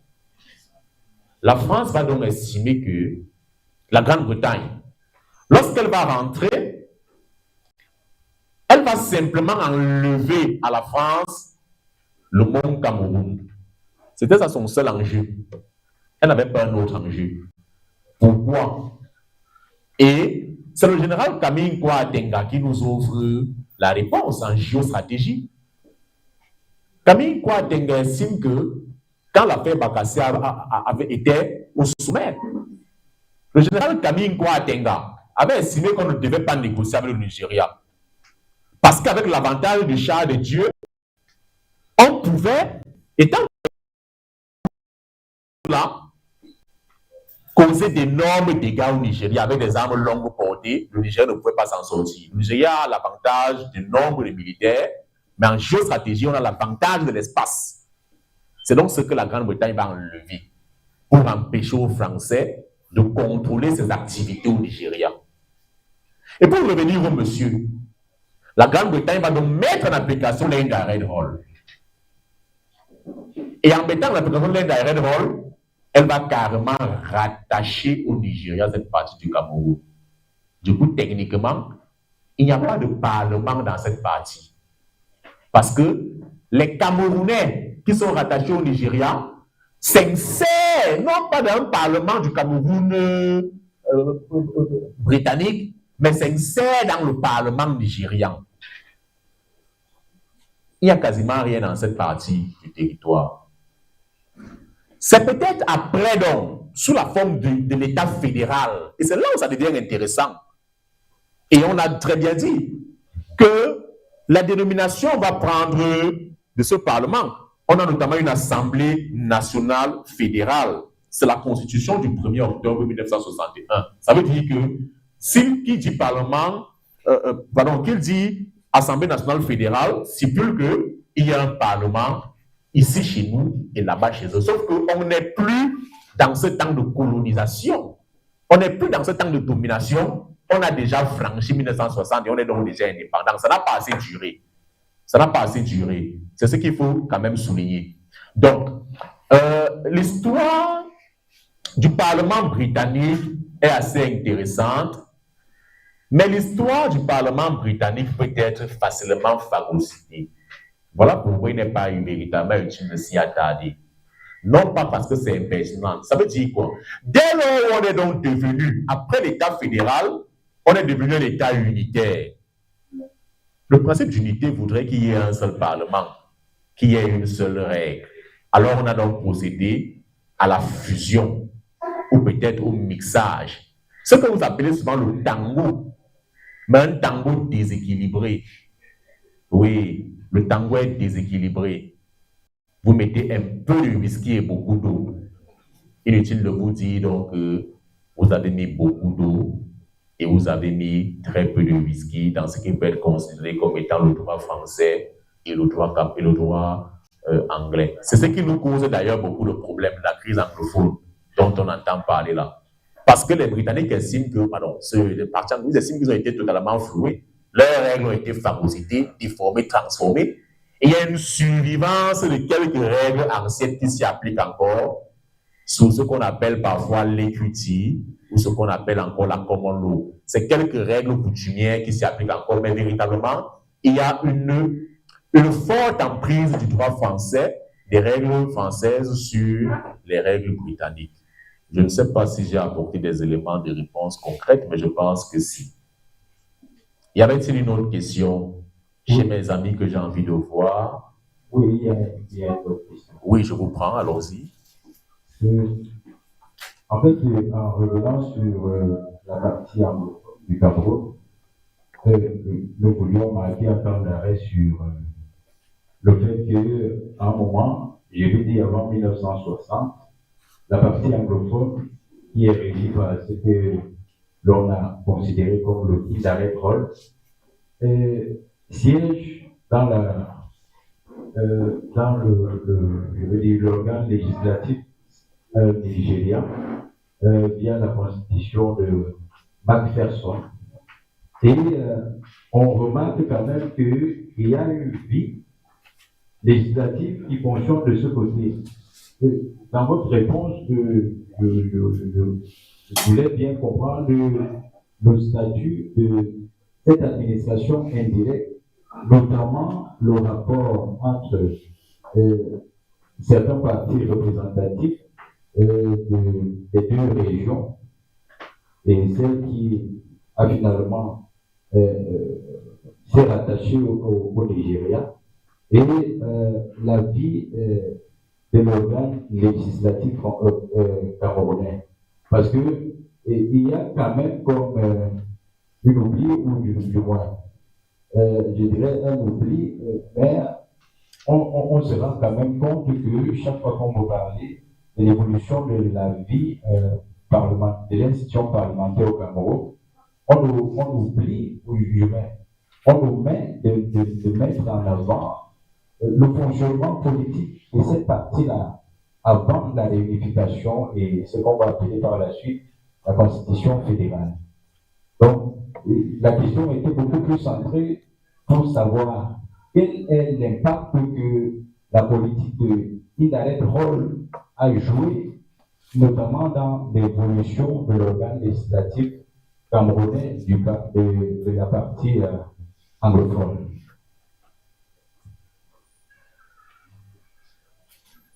Elle a simplement permis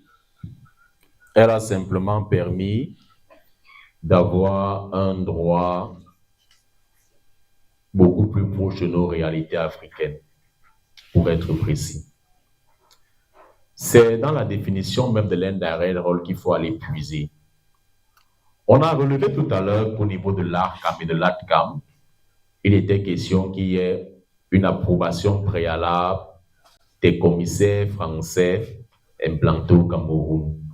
Alors que dans l'indirect role, puisqu'on donne en réalité aux États africains et la chèvre et la corde, si vous permettez l'expression, il y a donc quoi? Un droit applicable dans cette partie beaucoup plus proche de nos réalités africaines. Voilà pourquoi, quand on va notamment étudier la famille Lillo, vous verrez qu'il y a de jurisprudence constante qu'on ne pourrait répudier une femme alors qu'elle allait. Bon, en réalité, si la femme a été donc prise en flagrant délit d'adultère, on laisse d'abord finir d'allaiter et par la même occasion, pourquoi ne donc pas bloquer le mari aussi pour dire que même quand la femme l'énerve, on ne peut pas faire un AVC quand sa femme allait. Vous voyez donc ici, l'apport véritable, c'est que dans cette partie, c'est un droit beaucoup plus coutumier. C'est un droit beaucoup plus proche de nos réalités. Il faudrait peut-être qu'on essaye de généraliser cette façon de faire. Parce que je suis également de ceux qui pensent qu'il faudrait qu'on généralise cette façon de faire. Parce qu'aujourd'hui, même pour comprendre notre État, le problème qu'on a au Cameroun, le problème majeur qu'on a, c'est qu'à bien des égards, on veut appliquer la démocratie à l'occidental. Et c'est un danger. On ne sait pas véritablement approprier de la démocratie, mais on veut l'appliquer telle qu'on la voit à l'Occident. C'est-à-dire que, mais en même temps, on n'est même pas totalement prêt. Puisque la démocratie en Occident voudrait aussi qu'une jolie dame puisse épouser un chien.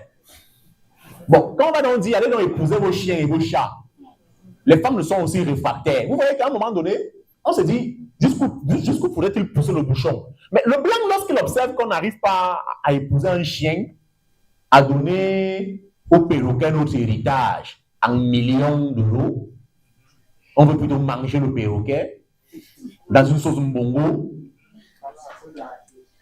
avec le million d'or.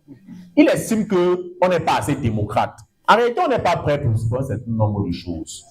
Il faudrait qu'on commence à prendre en compte. Donc, je ne peux pas dire aujourd'hui que l'indirect role n'a pas eu un apport. Mais ce que je dis davantage, il faudrait bien qu'on se comprenne, c'est que cet apport apparaît en réalité comme un grain de sable dans la mer. Il est invisible. Parce qu'il a été, je le dis encore, broyé et phagocyté. Si son application avait même été généralisée, appliquée par le plus grand nombre, on pouvait même encore dire que ce droit est important. Vous savez très bien qu'il y a eu le fameux référendum.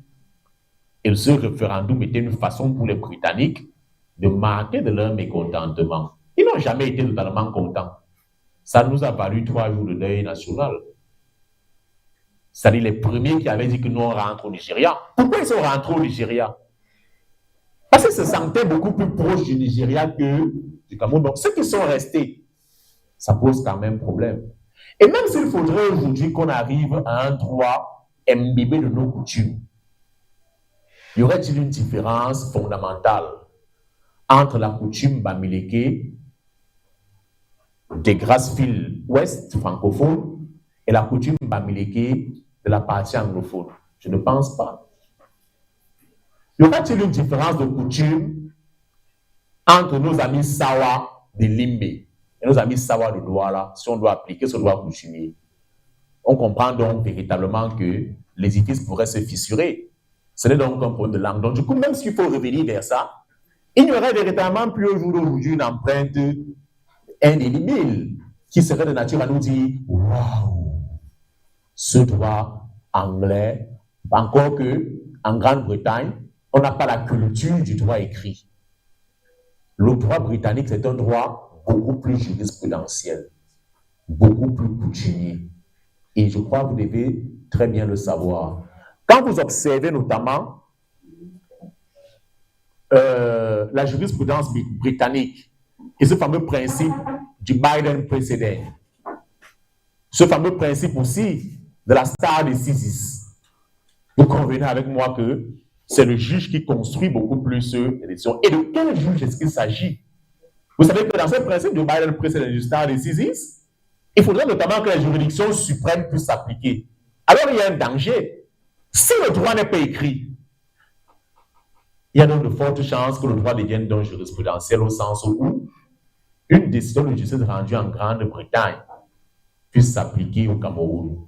La question serait donc celle de savoir, le Cameroun est-il un État indépendant?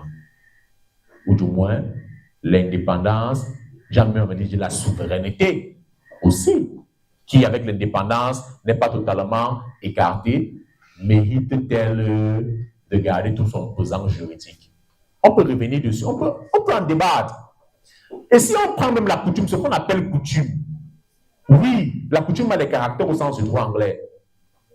La coutume a un caractère humain. La coutume a un caractère immémorial. Ah, ce caractère immémorial de la coutume, tel qu'on en parle en Grande-Bretagne. Ça veut dire qu'il faudrait que la coutume puisse prendre pour point de repère auquel on se réfère ce qu'on appelle la limit of legal memory. Il faut donc replonger dans les années 1700 par là pour pouvoir s'appliquer. Et est-ce qu'en 1700, le Cameroun est même déjà sous tutelle? Ça pose quand même problème. Du coup, il faudra toujours adosser le droit camerounais sur un système juridique particulier, qui sera non pas le système romano-germanique cette fois, mais le système anglo-saxon, à l'intérieur duquel on est tout le temps en quête de repères. Vous voyez, un peu moi, personnellement, ce qui me gêne. Bon, à rechercher les repères à gauche, à rechercher les repères à droite, on se dit qu'il faut quand même rechercher les repères qui sont les repères lisibles. Les repères les plus lisibles sont ceux qui sont écrits, et non ceux qui sont abstraits, qui sont donc essentiellement instables. Je ne sais pas si on se comprend très bien de l'autre côté, monsieur. Voilà. Donc, pour ma part, c'est ça qui me pose véritablement problème. Je ne vais rien justifier pour dire, voilà, les Britanniques. Encore que j'ai beaucoup d'admiration pour mes amis de la partie anglophone, parce que je vous ai dit, ils sont beaucoup plus proches de ces réalités d'ordre coutumière que j'estime qu'il est temps qu'on puisse les mettre aujourd'hui en avant par rapport au contexte mondial de l'heure. Mais je pense qu'on a, n'est-ce pas, de bonnes chances si on essaye de penser ce droit beaucoup plus vers un droit écrit que vers un droit abstrait. Donc, moi, j'aimerais revenir sur votre chute. Quand vous dites qu'on puisse le mettre en avant, là, c'est sur quel plan? Nos amis de l'expression anglophone. Oui, j'aimerais un peu rebondir sur votre chute. Quand vous dites qu'il faudrait qu'on le mette en avant nos amis d'expression anglophone, vous voulez dire sur quel plan plus particulier? Vous n'êtes même pas d'abord humain. je chute, vous voulez rebondir sur ma chute. Si j'ai le pied cassé, vous allez aggraver la blessure. Ça veut même dire que vous êtes même d'abord déjà coupable, vous avez d'abord déjà bondi et vous voulez encore rebondir. Bon, c'était pour détendre un peu. En réalité, c'était pour mettre en avant les coutumes, les usages et coutumes. Aujourd'hui, on ne peut plus penser l'originalité des droits africains en dehors de nos pratiques et coutumes. On ne peut plus le penser. Il s'agit simplement de constitutionnaliser nos usages et coutumes. Au Bénin, par exemple, on a institutionnalisé le vaudou. Et moi, je pose toujours un problème. Aujourd'hui, quand on parle du serment, la prestation de serment, bon, quand on appelle Dieu là, dans le serment, de quel Dieu on parle? Ça pose quand même problème. C'est pour ça que je dis, c'est peut-être pour ça que ce n'est pas contraignant.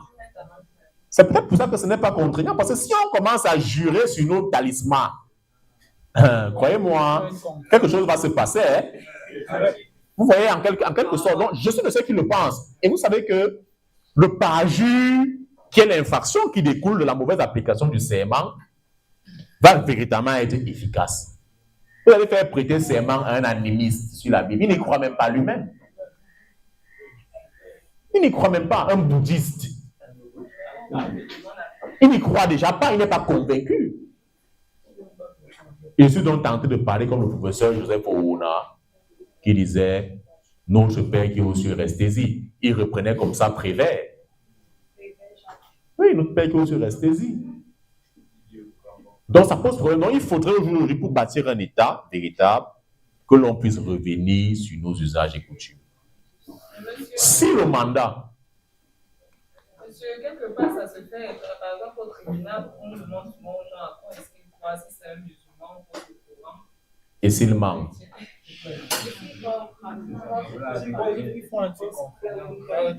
Et s'il manque? Oui, justement. Avec la question des accessoires. Et s'il manque? Hein?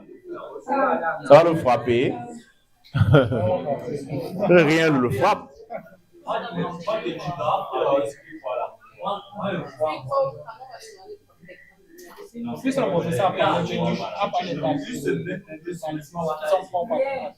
Non.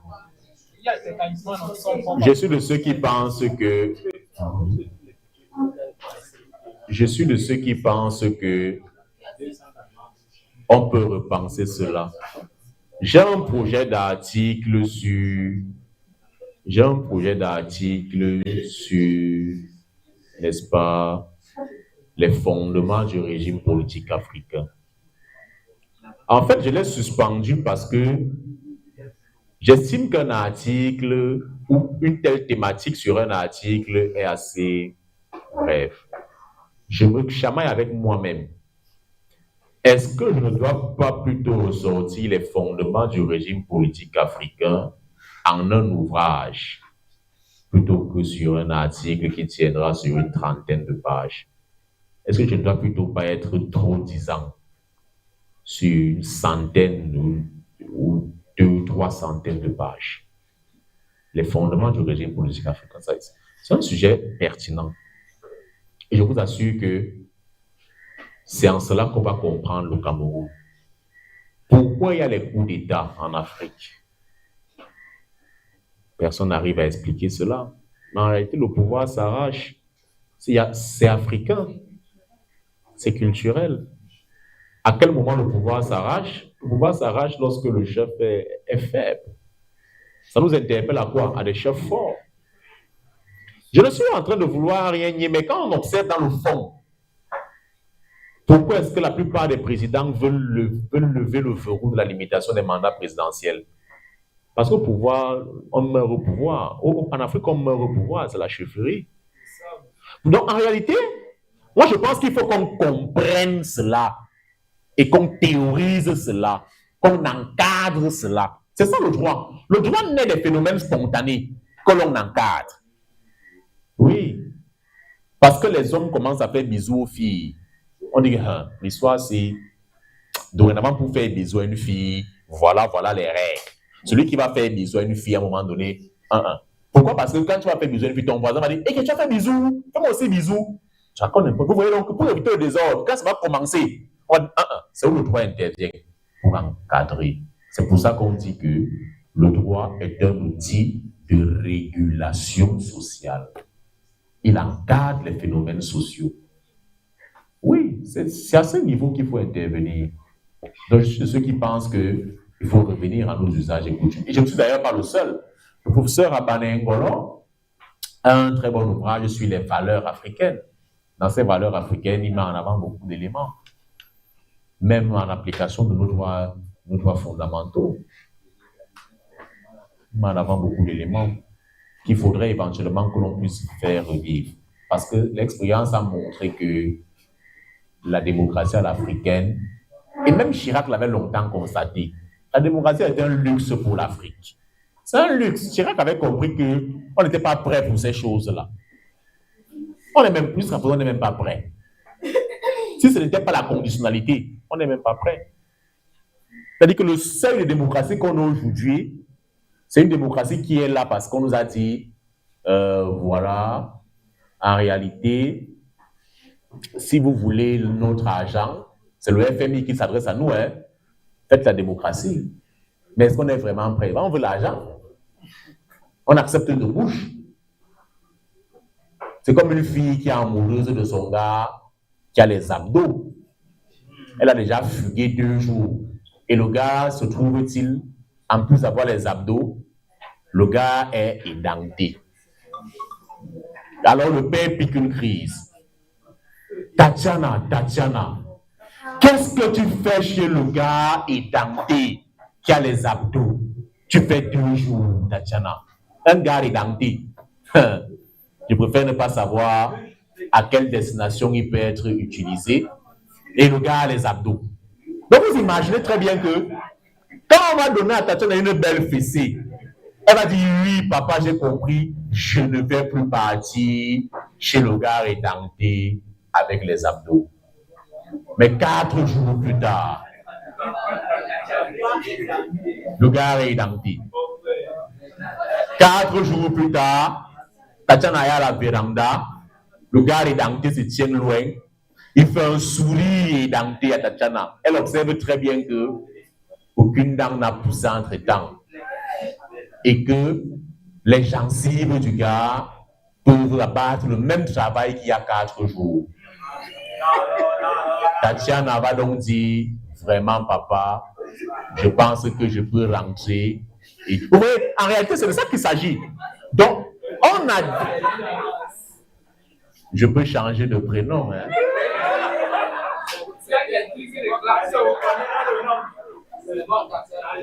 Je n'ai rien contre vous, madame. Alors, si je dis Manuela, ça va? Il y en a aussi? Il y a aussi des Manuela. Vous aurez donc compris que ce n'était qu'un exemple parmi tant d'autres. En réalité, on accepte de bouche. Mais très tôt, comme on dit, la véritable nature revient au galop. Et on est donc porté vers la conservation. Voilà pourquoi, à un moment donné, on se dit, même la gestion de l'État, elle est paternaliste. Elle est paternaliste. Même aux États-Unis, l'un des ministres de Donald Trump, c'est son gendre. On est en démocratie. Bon, quand le chef de l'État va nommer ses beaux, ses cousins, ça va faire bon. Non, c'est une gestion paternaliste. Donc, en réalité, il faut repenser l'Afrique vers des indicateurs qui seront un peu plus proches de nous. Du coup, vous aurez donc compris que je ne suis pas Georges Ripert. Parce que le doyen Georges Ripert estime que, avec Hans Kelsen d'ailleurs, qu'il y a infaillibilité de l'ordre juridique. C'est-à-dire que l'ordre juridique tel qu'il est conçu doit être préservé. C'est le conservatisme. J'appartiens, si je dois appartenir à une école de conservatisme, encore que je ne le suis pas. Si je devais appartenir, j'appartiendrais à un conservatisme évolué, qui est porté notamment, non pas par le doyen Georges Ripert, mais par le doyen Paul Roubier. Je suis donc Paul Roubier. Pour Paul Roubier, les institutions peuvent rester, mais il faut les aménager. Juste par exemple, très propice pour un parlement qui tient compte exclusivement de la notabilité. et qui tiendrait compte, on aurait donc 2 parlements au sein de l'État. Un parlement à 2 tons d'égal, si je dois penser l'État. Un premier ton égalitaire qui tient en compte les prolétaires. Et un second ton dans ce premier parlement qui tient en compte le patronat. Vous aurez compris que je veux ressusciter la vieille lutte des classes, telle que portée notamment par Karl Marx et Engels. Pourquoi? Parce qu'en réalité, l'État est appelé à fonctionner. Le prolétaire et le bourgeois sont les principaux maillons de la société. Mais de l'autre côté, pour s'assurer de ce que nos us et coutumes soient préservés, il faut davantage une chambre de notabilité. Et dans cette chambre de notabilité, on peut procéder aux harmonisations. Et vous verrez qu'à partir de ce moment, on aura un droit beaucoup plus proche de nos réalités. On n'aura plus les choses où vraiment il faut se marier homme-homme, femme-femme. Ça ne va pas passer. Quelles que soient nos sensibilités. Pour que ça arrive, donc, il va falloir déjà laisser le capitalisme. Pour que ça arrive, il faut simplement une réforme. Même dans le capitalisme, on peut le faire. Je vous ai parlé d'une première chambre qui prend en compte les bourgeois, le patronat. Si on prend tout votre GCAM là, on dit à partir d'un certain nombre d'argent, quand vous êtes affilié en banque, vous devenez d'office. Il n'y a même pas d'élection. Vos élections restent avec. Les élections là se font à la base. À la base. Ils seront obligés de déclarer. Et ce qui va faire les affaires du capitalisme, on saurait exactement. Ou alors, ils vont maintenir l'ordre au silence. Moi, je suis de ceux qui pensent qu'il faut même un droit de manifester. Vous n'avez même pas le droit de manifester ici pour beaucoup. Est-ce que vous payez l'impôt? L'impôt direct. Parce que l'impôt indirect, tout le monde paye l'impôt indirect. Mais l'impôt direct, combien paye l'impôt direct? Il y a un droit de manifestation. Comment vous voulez la route alors que vous ne payez pas l'impôt pour la route? Ok, on va reformuler. Comment vous voulez bénéficier de la tontine alors que vous n'êtes pas inscrit à la tontine? C'est mieux comme ça. Du coup, il faut un droit de revendication. Et vous voyez donc, à partir de ce moment, tout le monde sera obligé de participer véritablement. On peut repenser l'État. Je vous assure qu'on peut repenser l'État. Tout en préservant les acquis. On aura la séparation des pouvoirs. L'exécutif va exécuter ce qui va émaner du patronat. Pourquoi le patronat? C'est eux qui ont les grands intérêts. Ça devient donc une chambre d'avant-garde. Et le patronat, permettez, le patronat, dans la conception qui est la mienne, ils peuvent donc débattre avec les ouvriers. Ça sera houleux. Il y aura donc une chambre de notabilité pour arbitrer et pour prendre sur la base. Elle n'a pas d'initiative. L'initiative vient uniquement du patronat et des ouvriers. C'est eux qui ont l'initiative de loi. Et il y a une chambre d'arbitrage. Après tous ces débats. S'ils s'entendent là-bas, tant mieux. S'ils ne s'entendent pas, on ramène dans nos us et coutumes pour arbitrer. Mais si on corrompt, c'est aussi ça la démocratie. C'est aussi ça la démocratie. Même aux États-Unis, le parlementarisme de couloir que vous entendez là, vous voyez que c'est quoi? C'est le 50-50. C'est le 50-50. Peut-être même le 80-20. On n'en sait trop rien. C'est des deals interminables. En France, aujourd'hui, vous pensez que c'est quoi? Le gouvernement le cornu qui tient sur un fil. Vous voyez que c'est quoi? Qu'est-ce qui fait tenir le gouvernement le cornu? Le pacte avec les socialistes, c'est lequel? La facture sera salée. Si on la dévoile, puisqu'ils tiennent sur un fil, Macron veut quand même finir son mandat. Alors qu'il y a la France insoumise qui est là, il y a l'extrême droite, avec une bonne partie de la droite républicaine de Wauquiez qui les a déjà rejoints. Ils veulent renverser le gouvernement à tout moment, aller aux élections anticipées. Vous comprenez pourquoi Donald Trump a dit que lui, vous avez des présidents qui ont un avenir, pas avec des gens qui à tout moment peuvent partir. Ça devait ça à Macron en septembre. Qui n'aime pas quoi déjà là-bas dans mon cours? À mon cours, je suis la seule star. Je suis donc un dictateur. Oui. Il y a quoi là-bas? Hein? Vous dites, elles sont timides.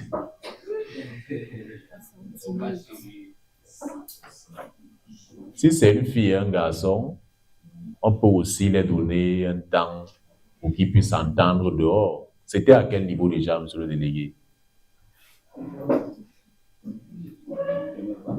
Moi, je suis un enseignant qui encourage les mariages. Oui. Non, pas en ce sens. Je vous assure. Non, non, pas en ce sens.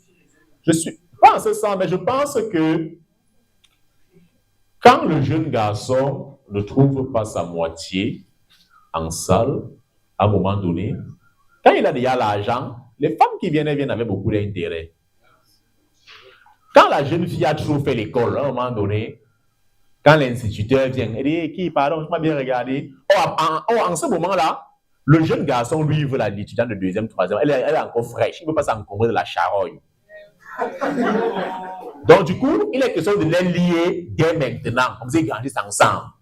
Mais que ce soit fait dans les règles de l'art. Je pense que le promoteur, monsieur le maire, cher docteur, cher aîné, et mon grand frère, docteur Ela Chinois, peuvent être honorés d'être des témoins privilégiés du caractère fécond de l'Institut, à plus d'un titre.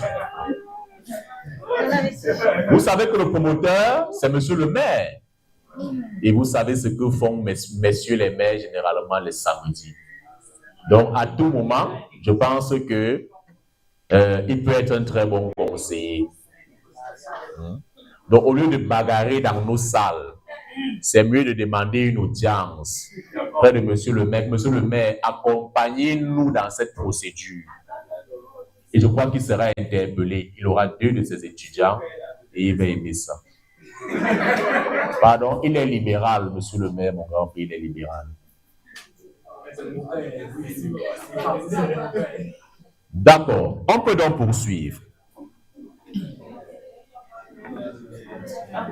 Alors, vous convoquez déjà, mais tout à l'heure, quand je suis arrivé en retard, ça ne compte pas.